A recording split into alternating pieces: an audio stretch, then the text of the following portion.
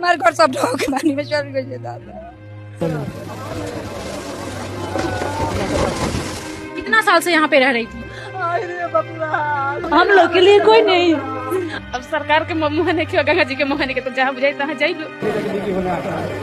सब लोग अपने घर का सामान सरिया रहा है और इस घर को छोड़ करके जा रहा है। अब ये दरवाजा तोड़ करके जितना सामान है सब कुछ खाली किया गया है जान बचाने के लिए। कुछ सरकार नहीं के देते वो ना नेता बढ़ेगा, ना विधायक बढ़े, ना सरकार बढ़े, कोई नहीं खे। ये देखिए पूरे घर का हालत देखिए। हम ये हालत सीएम नीतीश कुमार को दिखाने आए हैं, ये हालत हम राहुल तिवारी को दिखाने आए हैं जो यहाँ के विधायक है, सांसद को दिखाने आए हैं, सुदामा प्रसाद माले के जो है उनको हम ये हालत दिखाने आए हैं और ये सवाल करने आए हैं कि अब तक इन लोगों का मदद क्यों नहीं हुआ।